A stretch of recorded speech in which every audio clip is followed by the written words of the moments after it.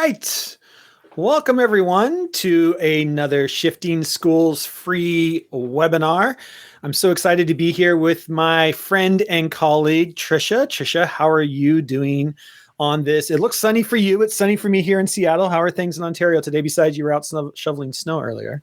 Yeah, it's very snowy. It feels like winter is absolutely here. So, Jeff, it's always great to connect with you because doing these sessions together warms my heart. You see that completely just seamless segue and That was great. very cheesy segue as well.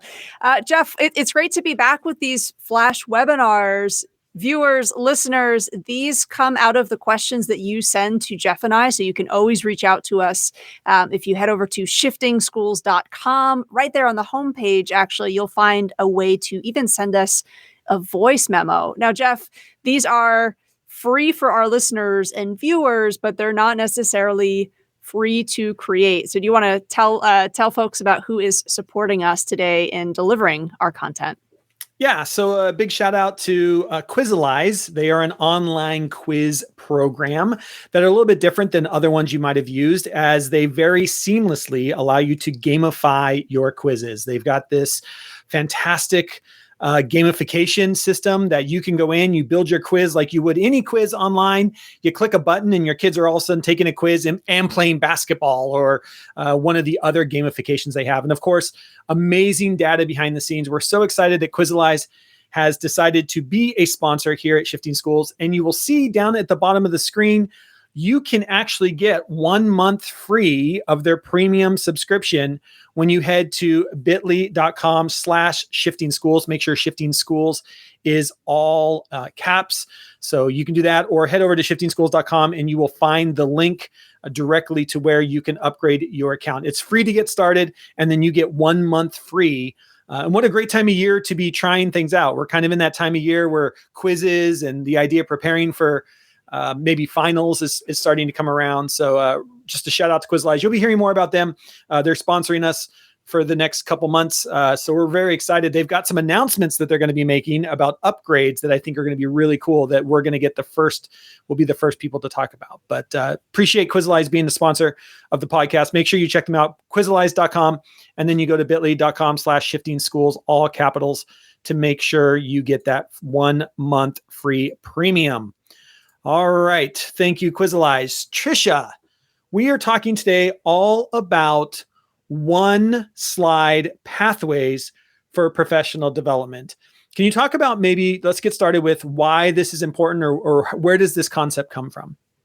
So, Jeff, you and I get asked all the time from school leaders, from leaders of PLCs who are in that position of responsibility for designing professional learning. They often ask us for some advice, some tips, some new ways to approach building community through professional learning.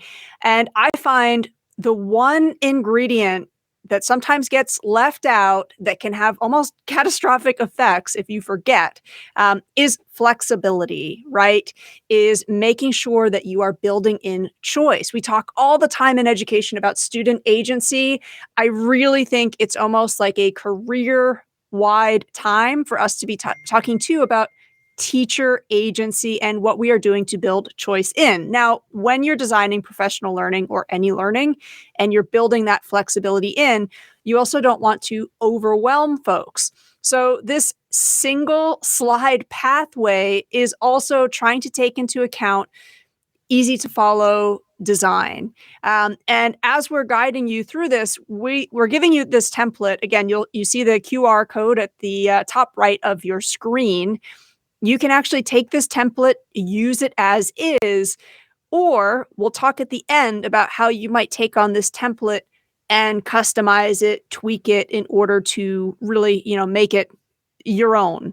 And I'll just point out right there in the middle of the slide where it says start, that's a video. That's actually a video of me kind of guiding folks through how to do this. I'm actually going to guide us through it live, so you don't necessarily have to click on that. But just as a design feature, flexibility, I think, also means, can you start a professional learning session before folks are together? Do they have to be in the same space? And instructional video, we talk about it for students. I think it's good for us as well. Jeff, I know that you're also, and have been for a very long time, an advocate of instructional video. And I can almost feel you wanting to say something about it. Well, I think, we talk about this a lot at Shifting Schools. We want to make sure that we are treating teachers like professionals. And I think when we give them information up front in the form of a video, you can have that video playing while you're grading papers. You can watch a video quickly while you're eating lunch. There's so many different ways that you allow teachers, and you treat them as professionals. Hey, here's something you need to watch before we gather. And I trust you to be a professional to get that done before we come together. And I think that's just part of it. I mean, we live in a world now, especially, coming out of the pandemic, where this idea of asynchronous and me taking ownership of my own professional learning is just part of what it means to be an educator today. And I think that it just shows value and shows professionalism when we put that and make that part of our professional learning with educators today. So. Absolutely. And I'm really glad that you brought up that concept of trust, because that's also really a core ingredient here. So teachers would have clicked on the start. They would have, Jeff, as you were saying, just really quickly watched that video, gotten an overview of how to do this. And the next step is number one. So where you see that number one, when you click on the icon there, it takes teachers over to a playlist. Now, what we've done is we have put together a list of 5 of our Shifting School podcast episodes that focus on the future of work, focuses on emerging career pathways. And Jeff, you and I were talking recently with a school about student engagement and really the value in helping students connect some of their current interests with what we're seeing in the future of work. And we also, again, we talk a lot about interdisciplinary units, right? Every single one of these episodes also points to how important it is that students are linking skills across different subject areas, right? Out in the workplace, it doesn't necessarily mirror the world of school where this subject only exists in this place. Of course, we have so much overlap. So step one would really be for educators to check out this playlist, not to listen to all 5 episodes, but to select one that they're interested in. So already that choice factor is built in, and that's intentional, right? We want a faculty to be really having lots of different conversations. We want that diversity in thought, that diversity in conversation. So that's step one. And then here again, we have that trust and that flexibility where listen to the podcast out on a walk. So maybe for a meeting, we're not all in one space. It's go for a walk, go for a run, walk your dog, listen to it on your commute. We shovel some snow. For me, shovel some snow, try not to hurt your back and pick one episode. And that's part 1. We come back to our slide and then we are getting ready for part 2. And again, here's some of the modeling, right? Jeff, you and I talk a lot about the power of protocols, and we want really to be looking at the power of protocols with adult learners. So I would have listened to my podcast. I come over, I take a look at this protocol, and I have choice again. So how am I going to really filter my thoughts about what I've just heard? Root, bark, branch. Now, it might be I'm just picking one from the menu, or maybe my team has decided we're going to try to use all 3 of these sentence starters, thinking about what's at the root of the resource, or thinking about what the most significant piece of information is, or thinking about how that podcast episode might help me branch out and connect with one of my experiences. Step 3 now is getting into that documentation phase. That is actually getting some of my thoughts down on paper. In our case, this is a Google Doc. The template's already mapped out for you.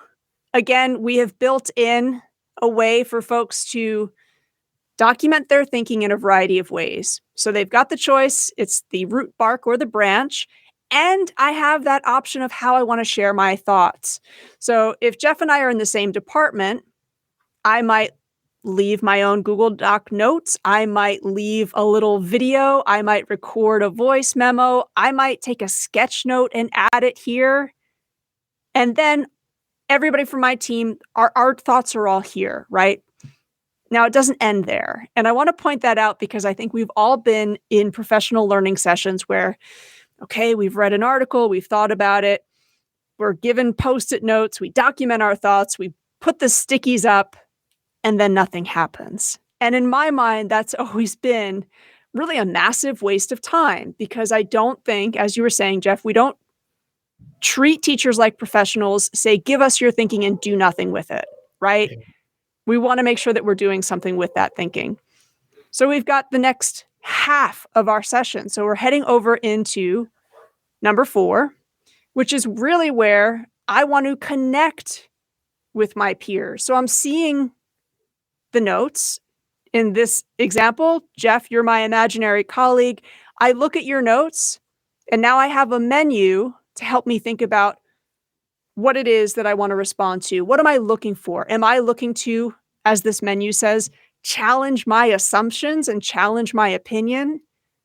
Am I looking for a conversation that's going to help me grow? Am I trying to build a partnership that works on an upcoming unit or lesson? Okay, I'm framing my thoughts around that. I go on to the next step that's going to invite me again to do a little bit of self-awareness building. And this is where, again, we talk about social emotional learning with students. We've got to be talking about it with one another because we have social emotional needs too. So I'm going to think about my own thoughts. I'm going to think about my colleagues' thoughts. And I'm going to ask myself, what's my relationship with this topic like? Now, this prompt is kind of a quirky one. It's kind of a creative one. It's And fun. it's fun, right? We're allowed to have some fun. And if I'm leading this, I might actually do this in small groups and have folks share their thoughts. Because when we are doing professional learning, we do have relationships with different topics, right? And I think we do need to get through that barrier of maybe I actually didn't have a great relationship with this topic. Here's why. And if I can share that with my peers, then actually maybe I can kind of voice those concerns, vent those concerns, and then come back fresh to the topic. Because I think sometimes we don't want to talk about the negative, but that's a huge barrier to moving forward. So sometimes that venting and sharing is there. The last step is thinking, okay, I am getting ready to partner with somebody. So step 6, how do I want us to think together? And this is where, Jeff, as you said earlier, the trust piece is really crucial. Trusting our teachers to figure out how they want to collaborate. Is it, I want to have an informal chat. I want to have coffee with a colleague and just spend 15 minutes talking further about something they said. Do we actually want to keep doing some asynchronous sharing? Maybe now that I've seen Jeff's feedback, I'm going to share with him, hey, here's my unit planner. Based on what you said, can you help give me some thoughts about what I had planned here?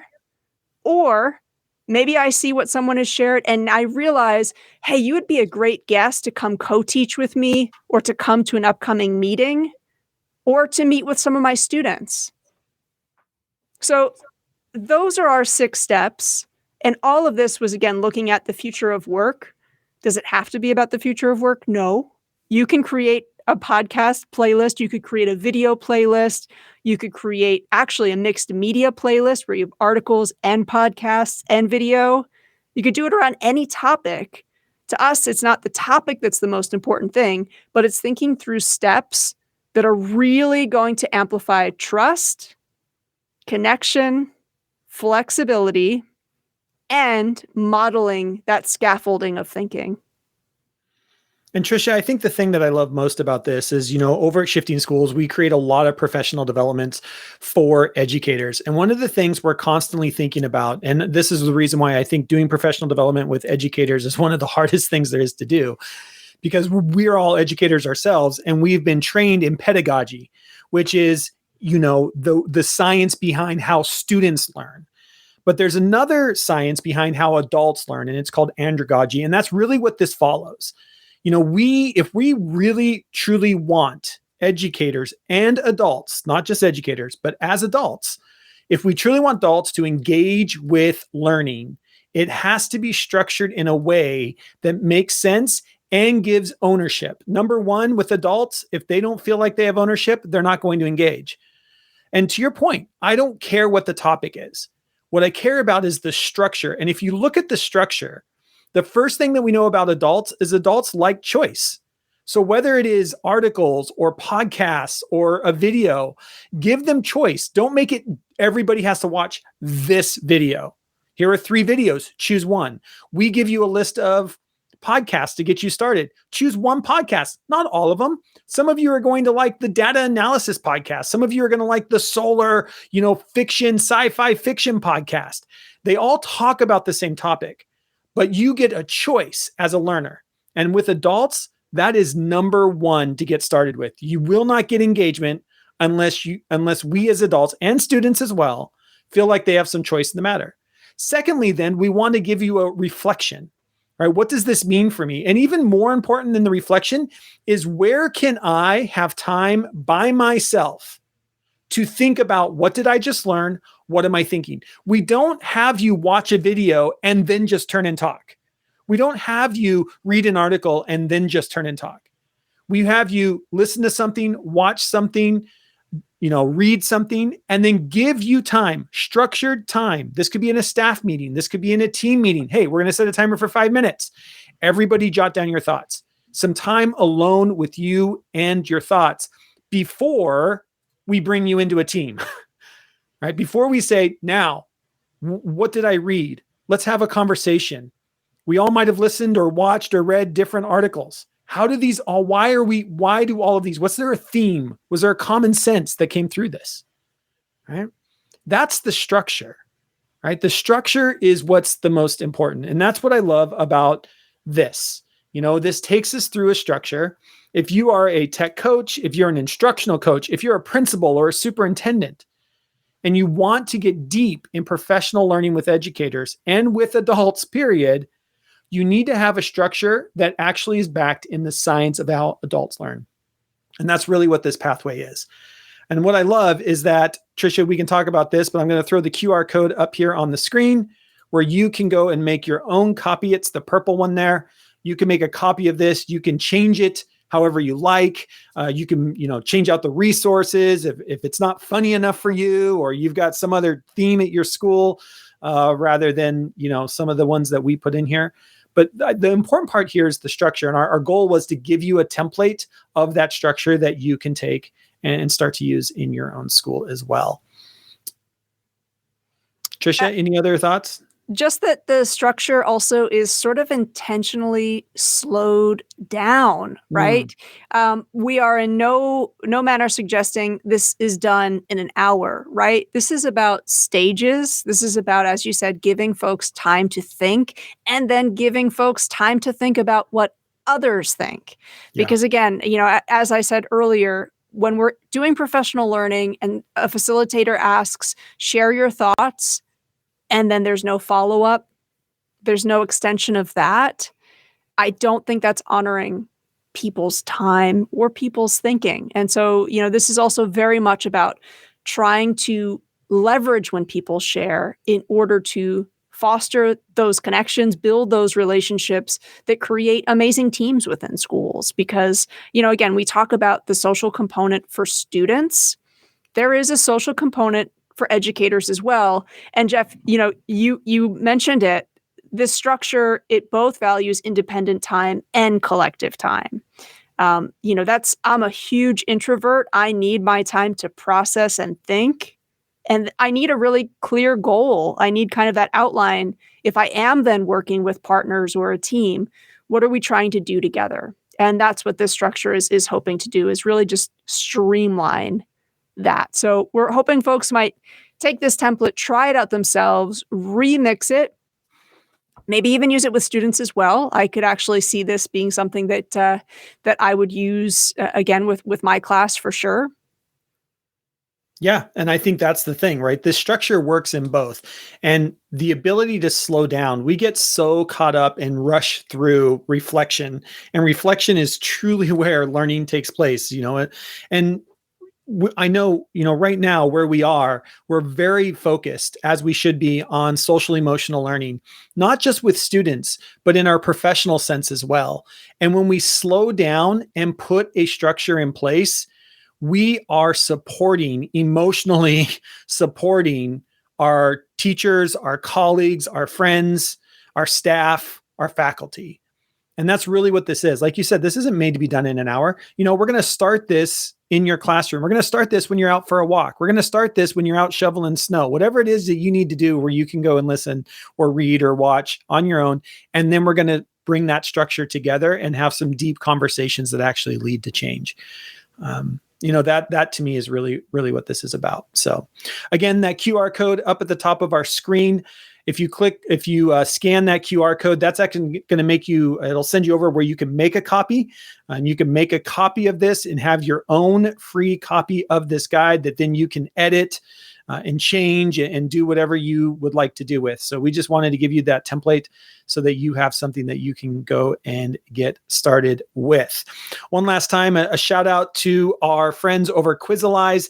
Again, if you would like to, you can get 1 month free of their premium by going to bit.ly, that's bit.ly /shifting schools, all caps. So if you'd like to try them out as well. Thank you again to Quizalize for being a sponsor of the podcast. We really appreciate that. And until Tricia, we're back next Monday with another free webinar. So set your calendar, be looking for the email, and we'll be ready to go with another That's one. right.